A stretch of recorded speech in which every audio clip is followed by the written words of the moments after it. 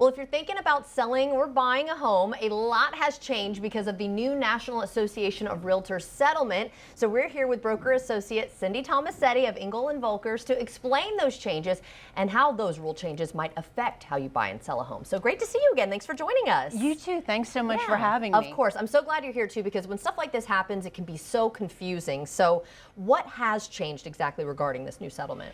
So as of August 17th, two major rule changes have gone into effect. What it hasn't changed is real estate agents are still going to be paid for their services. Right. They're not going to work for free. What also hasn't changed is commission payments to real estate agents, still negotiable, has always been negotiable, will remain negotiable. But here are the two main changes. And the first one is, if you are selling a house and you are using the services of a real estate agent, you may no longer show what the compensation to a buyer's agent will be in the multiple listing service, also known as the MLS. The second change is that if you are engaging in the services of a real estate agent to help you buy a property, if you want to tour a property, you must have a written representation agreement in place before you tour any of those properties. Oh, wow. Yeah, even if you're going to tour them via video. Oh, okay. So let's talk about the difference then between buying and selling right now. Sure. So if someone is thinking about selling, what do they need to know? So if you're selling, nothing's really changed except for the fact that you cannot display compensation in the MLS. So that needs to become a conversation that your agent has with other agents if they want to find out what the compensation is. So they can call, they can write, they can advertise, you can spray paint it on account and walk it down Phillips Highway.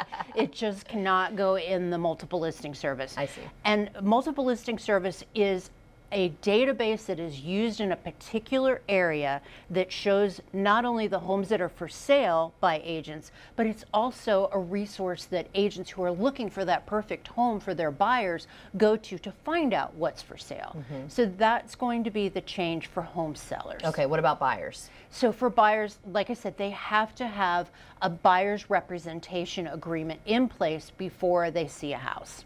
So to break it down, let's say if you like to go to a lot of open houses on weekends, keep doing that. You do not need a buyer's representation agreement in place. Okay. However, if you decide, hey, I love this house and I want to bring my significant other back to look at it, I want to measure, then you need to engage in the services of an agent, and then you have to enter into an agreement. Okay. Here's the thing with these agreements. I think they're good because it's transparency. You're going to see how your agent gets paid, how much they get paid. You're going to agree upon that and know that these agreements can be modified. They can also be canceled. So it's not like So you're not locked in necessarily. you're not locked in. It gives you a chance to get to know your agent better and to see how the process unfolds.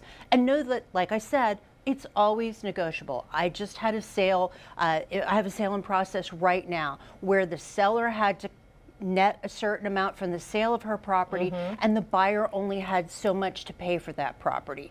The buyer's agent and I, we wanted to bring this sale to fruition. We wanted to happen. So what we had to do is we negotiated our commission down. Oh, wow. Of course, with the permission of the seller. So the seller got what she needed and the buyer got what they needed.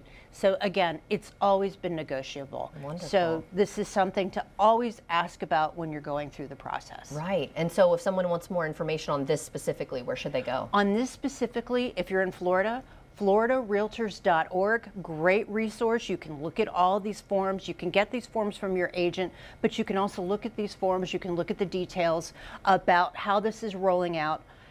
Secondly, you can go to realestatecommissionfacts.com and you can find out all about the settlement. So if you're going through the process, just be educated and know what's available to you. Don't be scared. I think that this transparency will only be good for consumers. The other thing is we are all using the same documents and forms all throughout the state of Florida. So we're singing off the same piece of music. And I think that eventually this will be good for consumers. Okay, wonderful. Well, if someone needs an agent, how can they get in touch with you? They can go to Cindy cyndy.tomassetti, TOMASSETTI, at evusa.com. Wonderful. Well, thank you so much for joining us today and kind of breaking that down for us. Thank you. Of course. And if you'd like to see this interview again, you can go to First Coast News Plus, but be sure to watch Home Connect TV on 7 days a week with hundreds of homes for sale on the First Coast.